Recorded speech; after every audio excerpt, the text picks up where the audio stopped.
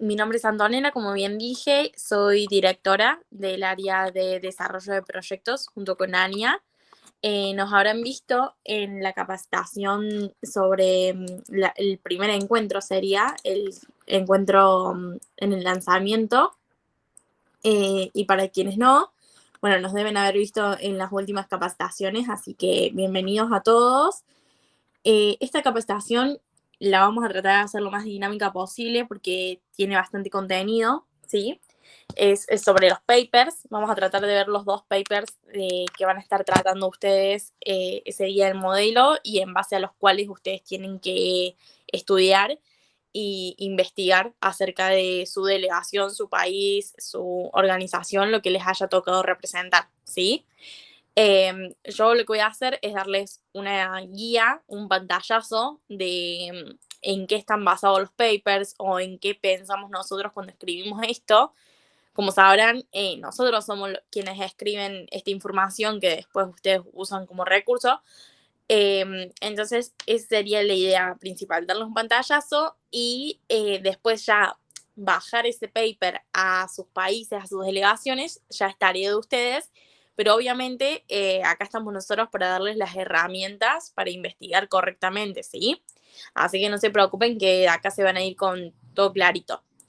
Bueno, si les parece, arranco con el primer paper y cuando terminemos vamos haciendo una ronda de dudas, ¿sí? Así que cualquier cosita lo van anotando y una vez que terminemos sacamos todas las dudas. Bien. Voy a empezar a compartir pantalla ahí. Perfecto. Bien, chicos, el primer paper es de transparencia institucional y electoral. Abarca los tópicos de corrupción y gobierno abierto también. ¿En qué nos basamos nosotros para hacer este paper? Sobre todo nos basamos en el año 2022 o en los últimos años, que han sido cruciales para la región, para Latinoamérica sobre todo, en términos de elecciones electorales, ¿sí? De procesos electorales, de los procesos políticos en esta materia. Muchos países han enfrentado elecciones tanto ejecutivas, que quiere decir presidenciales, como también han enfrentado elecciones de medio término, como pueden ser elecciones de legisladores, renovar el Congreso. Todo esto depende de cómo cada país está conformado en ese sentido. Pero sin duda todos los países tienen en común que han vivido, digamos, unos últimos años bastante movidos en ese tema. ¿Y qué pasa? Se empiezan a tratar nuevas formas de elegir a quienes nos van a representar, ¿sí? Y con esto vienen todas las dudas sobre si se está haciendo transparente o no a la hora de realizar elecciones. A nosotros particularmente como argentinos y a quien le toque Argentina, va a estar muy, digamos, tocado por este tema, porque este año a nosotros nos tocan las elecciones ejecutivas, las elecciones presidenciales, también tenemos elecciones de término medio, como son en algunas ciudades se elige intendente, en unas provincias se elige gobernador. Estamos en un año electoral muy fuerte, ¿sí? Entonces todos estos tópicos vuelven a salir al aire y yo digo que aprovechen porque la información va a estar en internet al alcance de la mano, porque si bien estoy dando el ejemplo de Argentina, otros países de la región han tenido la misma experiencia en los últimos años o la van a tener este año, ¿sí? Así que estos tópicos se están tratando en todos los países por igual de Latinoamérica.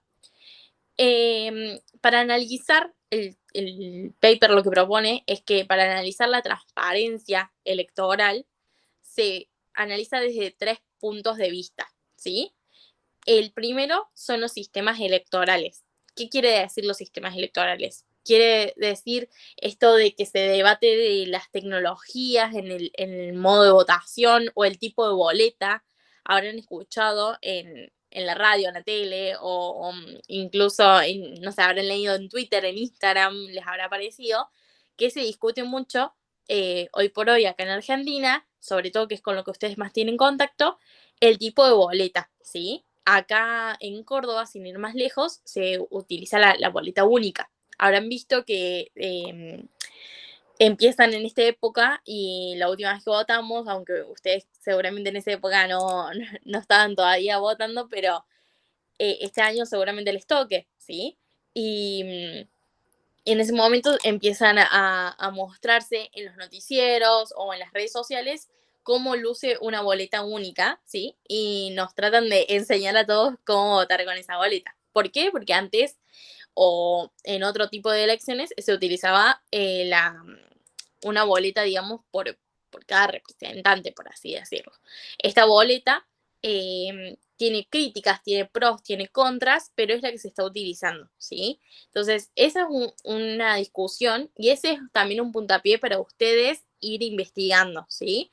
¿Qué tipo de boleta, qué tipo de tecnología se utiliza en el país en el que ustedes están representando? En el caso de que sea una organización, la organización puede estar a favor o en contra de ciertos tipos de tecnologías. Puede estar a favor o en contra de elecciones con voto virtual. ¿M? O puede estar en contra de que se siga utilizando la boleta y que quiere imponer el voto más tecnológico, ¿sí? Entonces, todo eso son puntapiés chiquitos para que ustedes ya vayan armando como un buen discurso o una buena posición de país en base a esto. El segundo punto es la participación electoral. ¿A qué se refiere la transparencia en este sentido? A que involucra a quienes tienen el acceso a la votación, o sea, el nivel de participación que implica ir a votar. Y a cuántas minorías también se incluye, eso también se tiene en cuenta. Mientras más minorías se incluyen, mientras más gente, es por ahí más transparente, ¿sí? Como sabrán, acá, por ejemplo, en Argentina se vota a partir de los 16 años e incluye a todo el mundo, ¿sí? A todas las personas, hombres, mujeres, no binarios, no se realiza ningún acto discriminativo. Pero hay otros países en los que por ahí la votación, cierto tipo de votaciones son opcionales o hay que tener algún tipo de registro o algo por el estilo a la hora de votar. Entonces está bueno que ustedes averigüen, ¿sí? Acá hay representantes de países de no solo de Latinoamérica, sino de todo el mundo. Entonces está bueno que averigüen y que sepan cómo se para su país en ese sentido. Si su país aboga por una inclusión, porque vote más gente, por ejemplo, antes se votaba a partir de los 18 años. Supónganse que ustedes como país y como delegación proponen que se vote a partir de los 16, como acá en Argentina.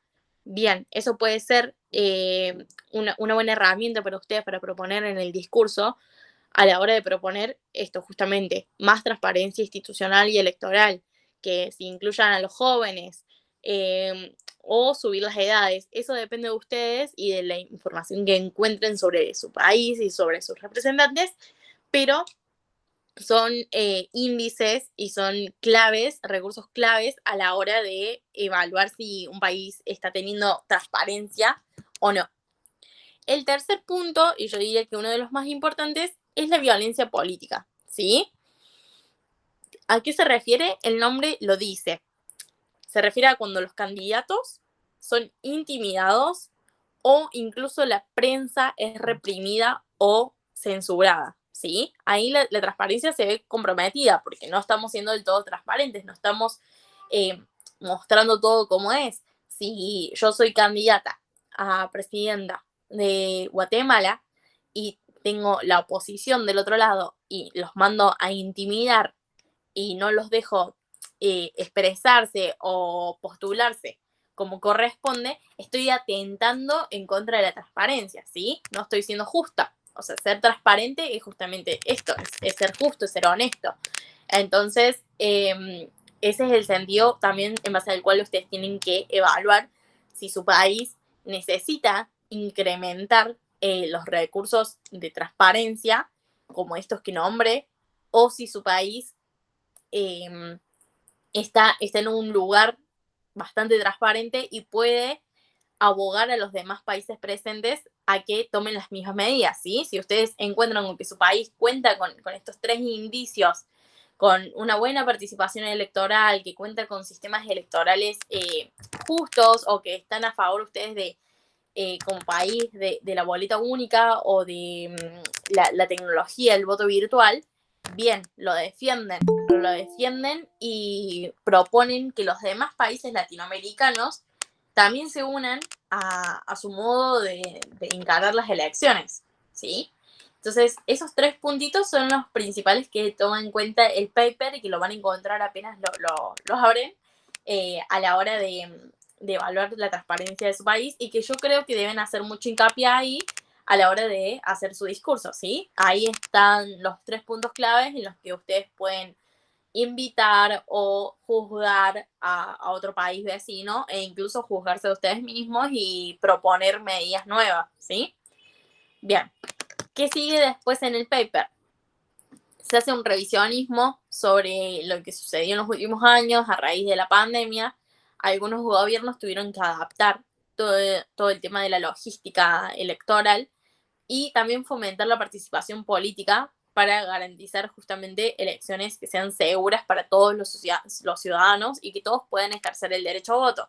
Como habrán visto, el COVID comprometió mucho a la movilidad de las personas, sobre todo de las personas mayores, y son ciudadanos importantes y comprenden gran parte del porcentaje del padrón a la hora de votar, ¿sí? Entonces, los países tuvieron que empezar a rebuscarse medidas sobre cómo llevar a cabo las elecciones en este sentido. ¿Qué se empezó a hacer con esto? A raíz del COVID se empezó a tener más en cuenta la difusión y la información del proceso electoral. Se empezó a hacer llegar también a la gente más esto que yo les digo, cómo se vota, cómo luce una boleta, qué errores podemos tener a la hora de votar, a la hora de agarrar una boleta, o si el voto es electrónico, qué errores se pueden tener, cómo va a funcionar. Hace poco, no sé si están familiarizados, pero hace poco se trató de proponer en la Ciudad Autónoma de Buenos Aires que las elecciones sean con voto electrónico. Bien, está bueno eso también para aprender un poco sobre cómo funcionaría ese sistema y si de verdad nos ayudaría a ser más transparentes o si, por el contrario, sería, digamos, agresivo para con la transparencia. ¿Mm? Bien, lo que va haciendo el paper a medida que va avanzando va ahondando en cada puntito de estos que yo les mencioné. Va agregando ejemplos, como les mencioné, sobre los sistemas electorales, sobre la violencia política, etcétera, etcétera. Se va también metiendo mucho en el tema de la tecnología, como les mencioné recién, que el voto electrónico es una realidad en muchos países.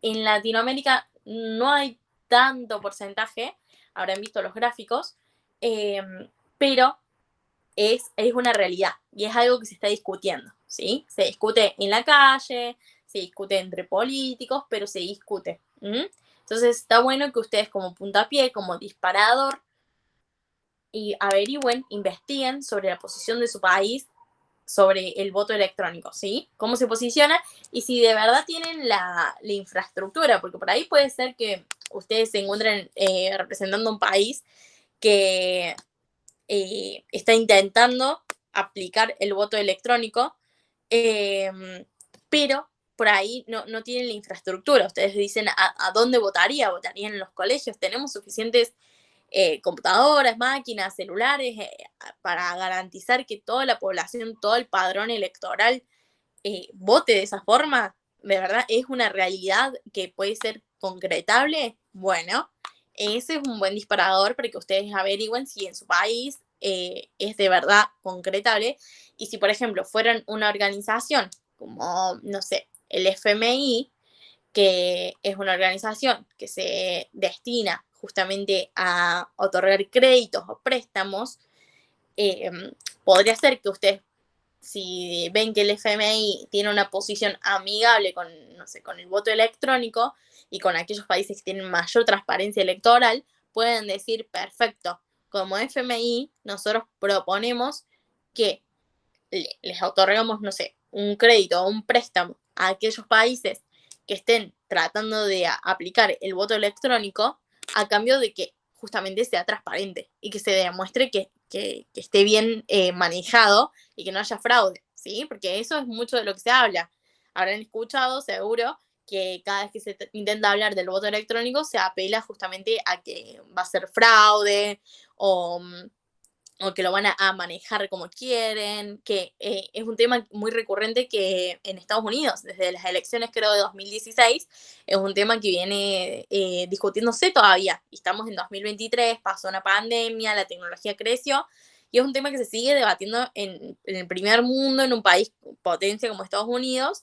Entonces, también ahí hay un buen pase para aquellos que representan a Estados Unidos, en el sentido de que el tema de la transparencia, sobre todo radicada en el sistema electoral utilizado, que es el voto electrónico, está en disputa. O sea, se está discutiendo todavía sobre ese tema porque se habla mucho del fraude, ¿sí? Hay muchos, no sé si pruebas, pero hay muchas cosas dando vuelta alrededor del voto electrónico en Estados Unidos, entonces ahí está bueno que también lo usen de ejemplo, ¿sí?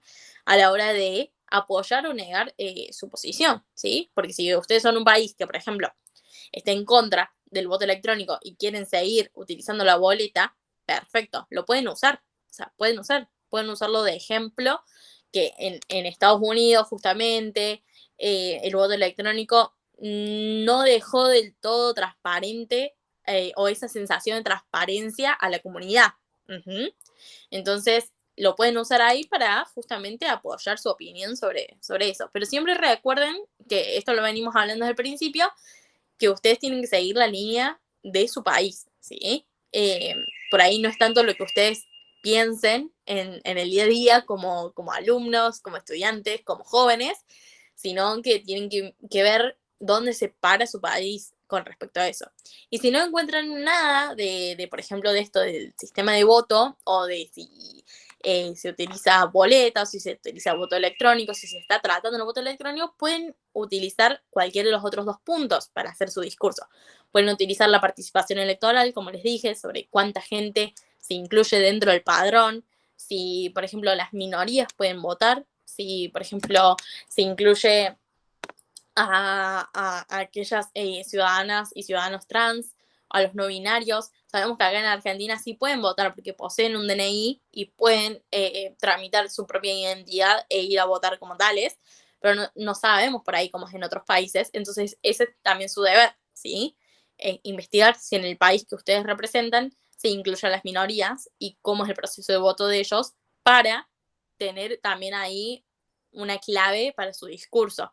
En el caso que de vuelta, que sean una organización, eh, ver también cómo se posiciona su organización con respecto a eso. Si tratan de apoyar la inclusión de las minorías y que para que eso se dé, creen ustedes que hay más transparencia. O sea, que la inclusión de las minorías lleva directamente a que haya más transparencia electoral. Uh-huh. E institucional, por supuesto. Entonces, eso, y países de Latinoamérica, muy común esto, el tercer punto, que es el de violencia política, es muy común en los países de Latinoamérica, lo habremos visto acá en Argentina, y sin ir más lejos, en México o otros países de la región, en donde los candidatos, tanto a, claro, sí, Chávez, por ejemplo, donde candidatos a presidencia, gobernadores, a puestos importantes, se han visto intimidados o, bueno, en casos más graves, hay casos en México en donde son amenazados, son secuestrados, los balean, hay muchos de esos casos, entonces está bueno que ustedes también averigüen si son, sobre todo un país latinoamericano, que es donde más sucede, eh, cómo se trata a los candidatos a grandes puestos, ¿no? A puestos políticos. Si tienen de verdad la libertad de expresarse o si la prensa por ahí los socava un poco. Eh, Todas esas cuestiones la tienen que ir sabiendo porque si ustedes no la nombran, por lo menos sépanla. Si no lo llegan a agregar en todo en su discurso, por lo menos sépanla. Eh, Porque no saben cuándo otro país les puede hacer una interpelación, o sea, una pregunta, sobre algún caso que hayan tenido en su país, ¿sí? Y ustedes van a tener que saber contestarla y van a tener que saber pararse y defender o negar lo sucedido. Entonces, traten de averiguar también esas noticias para su discurso o para las interpelaciones, pero traten de saberlo y también traten de saber, en esto voy a hacer mucho hincapié, traten de saber sobre sus países, los países presentes, ahí en el órgano, ¿sí? Traten de saber un poco sobre cómo se manejan en cuanto a transparencia electoral e institucional los países vecinos. Como esto que yo les estoy contando, yo sí soy argentina y tengo toda esta inclusión, puedo tranquilamente hablar sobre algún otro país de la región en la que yo crea que no hay tanta inclusión, que no se avanza en sistemas electorales, en que no se avanza en participación política para con las minorías o para con los jóvenes, que no se los escucha, o que yo creo que, no sé, que a los candidatos de otros países no los dejan expresarse libremente, ¿sí? E igual, yo como Argentina, por ejemplo, puedo ser atacada porque en mi país a la vicepresidenta no se la trató de balear, ¿sí? Bien, perfecto. Ahora vamos a ir con el segundo paper y ya vamos a hacer las duditas, así está todo claro, pero la idea de esto es darles tips sobre todo para que ustedes sepan cómo investigar y cómo tomar en cuenta qué pueden hablar de cada país. Denme un segundo. Bien.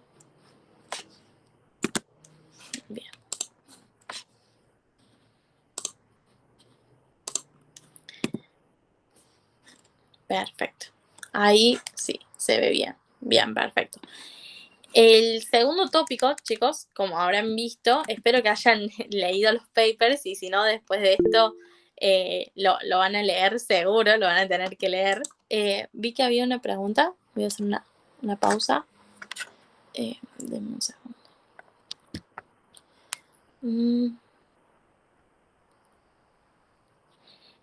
Luciano, eso lo podés pedir mediante un papelito, ¿sí? Se lo tenés que entregar a la asesora o el asesor que esté en ese momento, ¿sí?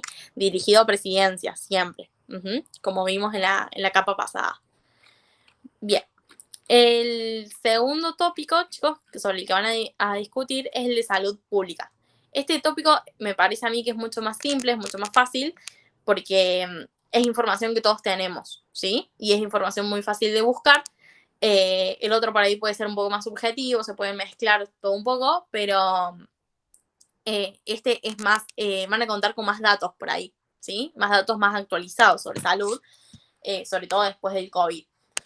Bien, ¿de qué trata entonces este paper, el de salud pública, en cuanto a condiciones en el acceso y grupos sociales excluidos? Vamos más o menos por la misma línea de la que veníamos tratando. Básicamente este texto resalta la importancia de la salud como un factor determinante para el bienestar de las personas, de las familias y de las comunidades, que es lo que nos importa a nosotros. Así como también lo tomo como una parte importante para el desarrollo de una sociedad y de un país, que es lo que más les importa a ustedes. Se menciona y se hace mucho hincapié en que en América Latina existen muchos problemas sobre la atención sanitaria. Hay mucha precariedad institucional en la salud pública, que lo pudimos ver a raíz de la pandemia, ¿sí? Hospitales fuera de, que no están en buenas condiciones, la baja calidad de los servicios, la demora, los instrumentos, la falta de instrumentos, tener que solicitar instrumentos, depender de importaciones para tener instrumentos o recursos para atender a toda la población, ¿sí? Eso fue algo que en América Latina se sufrió mucho y como habrán visto en los gráficos del paper, quedamos completamente evidenciados ante la falta de recursos en materia de salud pública o incluso hay salud privada que también sufrió los mismos golpes, ¿sí? Y a lo largo del paper ustedes van a ver quizás así como este mismo revisionismo sobre la última década y habla mucho sobre la OMS, ¿sí? La Organización Mundial de la Salud y también sobre la Organización Panamericana de la Salud, ¿sí? Ambas organizaciones, abocadas a lo mismo. Estas organizaciones se encargan de hacer un seguimiento sobre los problemas de los países en materia de salud y siempre tener como el respaldo científico. Eh, Se mencionan que algunos programas y modelos implementados en distintos países de la región son destacables claramente, como en Argentina, por ejemplo, el programa de médicos comunitarios. Se menciona también el modelo de salud familiar comunitaria intercultural, el programa de desnutrición cero en Bolivia, programa de salud de familia en Brasil, programa 13 pasos hacia la equidad de la salud en Chile. Ven, todos los países a los que ustedes investiguen siempre van a tener el dato o algún programa sobre la salud, sobre todo, chicos, después de la pandemia. Por eso van a tener información súper actualizada sobre ese tema, porque todos los países se vieron en la misma necesidad, ¿sí? Después metiéndonos más en el derecho a la salud, que para mí acá está lo importante para sus discursos, se destaca por igual en casi toda América Latina que un porcentaje significativo de la población no tiene acceso a la salud pública y gratuita, ¿sí? Solo 4 países, 4 de la región, que son Cuba, Costa Rica, Panamá y Uruguay, cumplen con los estándares de inversión establecidos por estas organizaciones que les mostré, ¿sí? Entonces, hay unos estándares que cumplir sobre cuánta plata otorgarle a la salud pública y solamente 4 países lo cumplen. ¿Eso qué quiere decir? Que en el resto de los países de América Latina hay grandes grupos sociales que se quedan sin atención pública, ¿sí? Y ustedes lo pueden haber experimentado acá, en Argentina, y ahora lo van a tener que volcar en sus discursos, pero ya como representantes de otros países, ¿sí? Es un problema que van a tener todos y que van a tener que enfrentarlo en sus discursos y también, así como nombrar las contras, como yo les estoy nombrando acá, que todavía falta para que todas las personas del país tengan acceso a la salud pública, también van a tener que investigar sobre los pros, esto que les nombré, qué programas tiene su país, qué medidas ha tomado su país para la salud, que incluye obviamente salud nutricional, salud del tipo atención médica primaria, incluye también salud mental, ¿sí? Entonces, eso tienen que tratar tratar de poner esos 2 puntitos en sus discursos, que para mí ahí va a quedar excelente. Después el paper sigue explayándose sobre los términos de financiamiento de la salud. En promedio, la región destina alrededor del 6% de su PBI en gasto a la salud. Sin embargo, existen variaciones significativas entre los países. Acá está la clave. Van a variar mucho las inversiones que hace cada país en la salud y eso se ve. ¿Sí? Se ve después en a cuánta gente llega de verdad la salud pública, ¿sí? Y la atención primaria. Algunos países de América Latina invierten menos del 5%. Estos datos, todo lo que yo estoy diciendo, chicos, lo van a encontrar en el paper, que ya deberían haber leído, pero si no leyeron, está ahí, ¿sí? Están los gráficos, está todo. Y hay otros países que, como bien dije, cumplen bien los estándares y superan el 10% del PBI. Entonces, esta es la clave, que ustedes sepan también qué países por ahí otorgan menos o más dinero a la salud pública, porque se los van a tener que interpelar en algún momento. Ya sea ellos interpelarlos a ustedes o ustedes interpelar a los otros países. Después, bien. Déjenme ver qué puntito falta de este tema. Bien. En cuanto a sistemas de salud, chicos, lo importante sería que existen sistemas integrados y sistemas segmentados en la región. Algunos países han avanzado conjuntamente y han evolucionado en sistemas integrados que ofrecen servicios para todos, y hay otros que ofrecen servicios segmentados para una porción de la población, ¿sí? Ofrecen servicios más privados para aquellos que pueden pagarlo, y hay otros países como, por ejemplo, Argentina o Chile o Uruguay, como los mencioné en un principio, que ofrecen servicios que llegan a toda la población en general, ¿sí? Pero esos son básicamente los puntos en los que ustedes se tienen que centrar a la hora de hacer los papers, ¿sí? Verán que al final de cada uno de estos 2 papers que yo les mostré están los disparadores, ¿sí? Ahí hay preguntas, como las que yo les dije recién, que pueden utilizar para googlear o para investigar o para usarlas de guía a la hora de armar su discurso. Entonces, mi recomendación es que se agarren de eso, se agarren de estos puntos principales, como yo les mencioné, como son, bueno, en ambos papers tienen por común, digamos, el enfoque en la inclusión, en la inclusión de grupos minoritarios o de la mayor cantidad de población posible. Entonces, que se centren en esos puntos, que se centren en los puntos que les mencioné del paper de transparencia electoral, que se centren en el caso de salud pública, en los puntos sobre la inversión, sobre justamente la inclusión, sobre qué de verdad es lo que sucede, que se fijen en los datos, que se fijen en cómo está posicionado su país con respecto a los otros de la región y, sobre todo, que también sepan cómo están los otros países que también van a estar presentes, ¿sí? Porque no pueden hablar solamente de ustedes, o sea, su discurso va a quedar hermoso seguramente, pero también tienen que saber interpelar y también tienen que saber ser interpelados. Así que traten de saber un poco sobre cómo se posicionan los otros países, o por lo menos ver un gráfico como los que nosotros les hemos puesto en el paper, para que puedan ver cómo están rankeados, ¿sí? Cómo están con respecto a los otros países de la región. Entonces les es más fácil armar un discurso, defenderse o preguntar algo.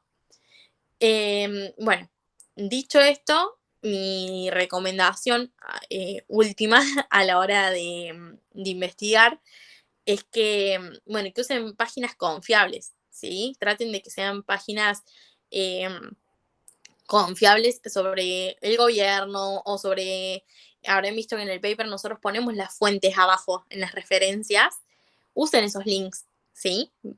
Utilicen esas páginas que están certificadas, que fueron evaluadas, que están escritas por gente que sabe, porque si no, cualquier diario común y corriente por ahí puede escribir algún dato erróneo, ¿sí? Ese es el consejo principal que tengo para ustedes.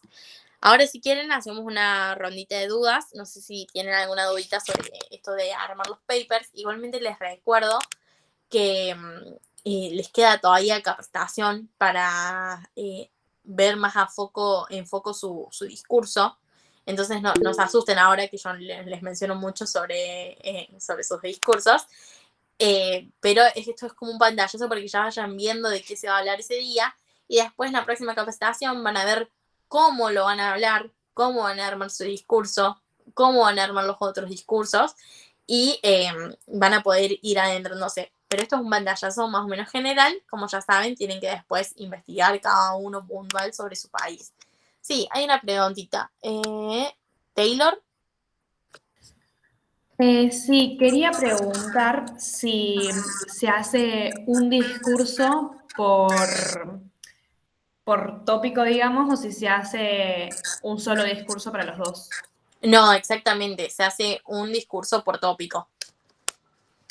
Se Dale, hace gracias. se hace el mismo, digamos, la misma rutina en ambos tópicos. Se repite la rutina, se lee en cada, o sea, se transcurre el día y la jornada, como vieron en la dinámica, por cada paper. Entonces, primero haces todo con un tópico, terminas ese tópico y después empezás todo de vuelta con el otro tópico. Ah, Sí. dale de una. Aileen, Hola, sí, buenas tardes. Yo quería consultar si nosotros vamos a contar con la lista de los otros países, o sí. sea, si eso todavía no lo pasaron. Ah, bueno, perfecto, perfecto, no te das problema. Yo ahora me encargo de que esté subida y si no llega a estar subida, le voy a dar a sus capacitadores para que se las pasen, ¿sí? Por cada grupito. Bueno, muchas gracias. De nada. ¿Alguna otra dudita, chicos? Pueden abrir el micrófono o dejarlo en el chat.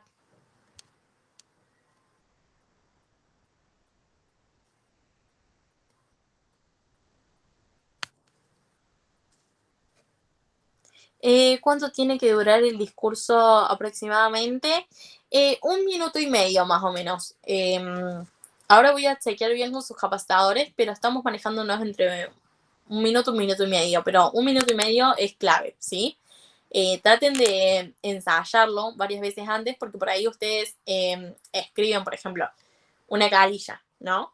Y dicen, bueno, esto lo leo re bien y va a durar el minuto y medio. Traten de practicarlo varias veces, porque mientras más lo practican, por ahí más rápido lo dicen, ¿sí?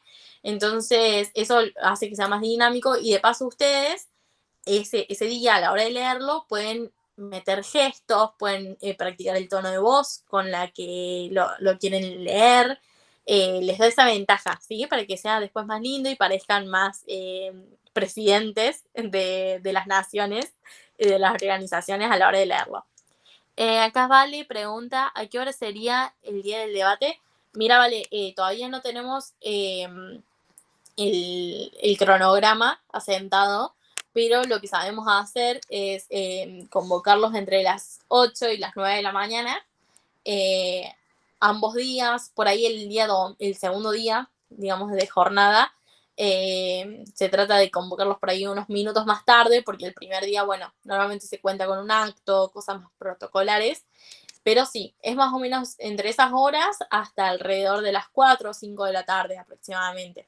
Esos son los horarios que solemos manejar, pero se lo vamos a pasar. O sea, le vamos a pasar a ustedes el cronograma para que sepan bien a qué hora se ingresa, a qué hora se sale, a qué hora van a tener los almuerzos, todo, ¿sí? Así que no se preocupen por eso. Pero sí, como bien dice Luciano, es un fin de. Son 2 días, jornadas completas. Pero bueno, tratamos por ahí de que el segundo día puedan ingresar un poquito más tarde debido al cansancio del primer día. ¿Alguna otra dudita, chicos?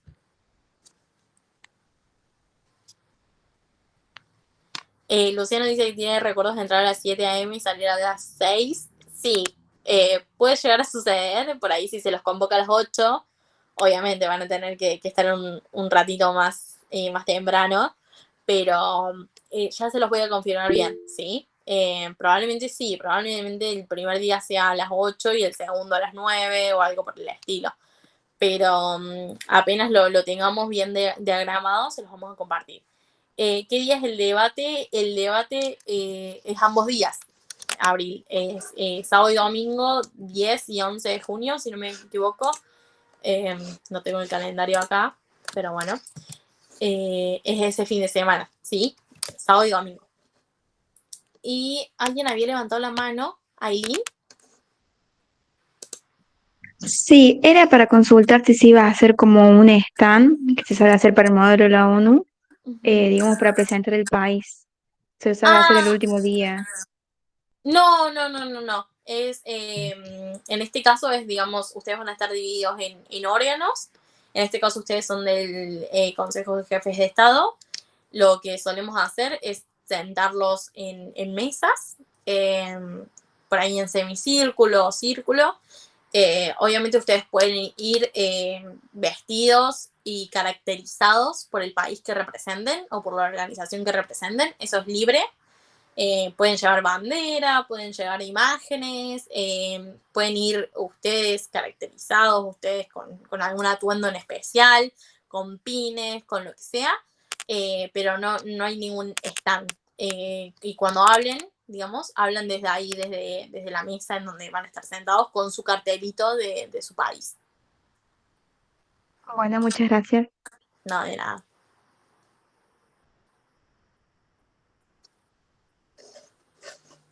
¿Otra duda, chicos? ¿Algo más?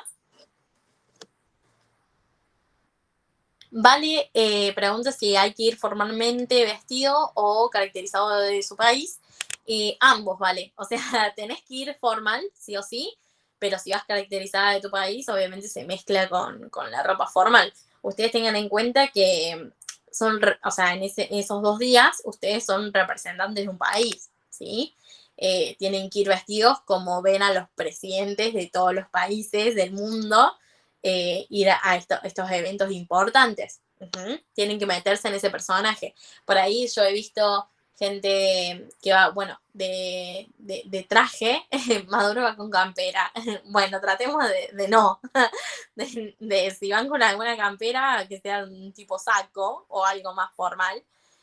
Pero si quieren caracterizar de su país, lo que se recomienda es hacerlo encima de la ropa. Por ejemplo, si se quieren poner algún tipo de hijab o algo por el estilo, si son algún país árabe, bien, se pone arriba de la ropa, digamos, formal. O si quieren ponerse una banda, una banderita de su país, también. Chicos, he visto varones con traje y arriba la bandera, o traje y arriba hay una caracterización del estilo, pero sí, se les pide que por favor vayan lo más formales posible.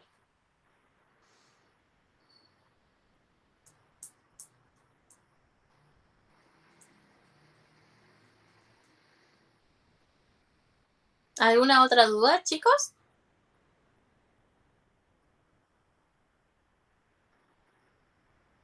Si no tienen ninguna dudita más, me avisan y cortamos acá, ¿sí? Y cualquier cosita le hablan a sus capacitadores y ellos tienen la misma información que yo les acabo de dar, así que cualquier duda ellos están ahí para contestarles y yo estoy en todos los grupos, así que les puedo contestar tranquilamente. Ahí vi que llegó una pregunta. A ver. Denme un segundito.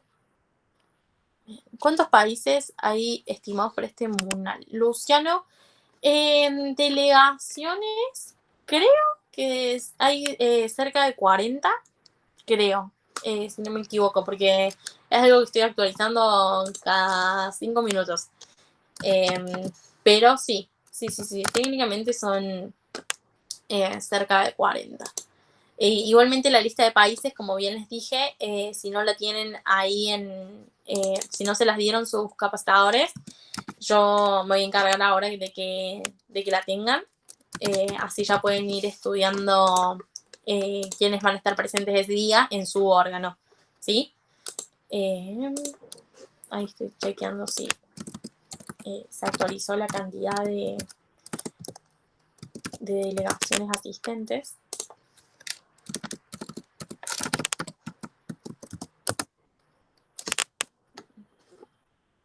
Si no tienen ninguna dudita más, quienes se tengan que ir son libres de irse, los libero. A quienes les queda alguna otra duda, pueden dejarla en el chat o abrir el micrófono en este momento, o incluso hablarles a sus capacitadores, ¿sí? No hay ningún problema.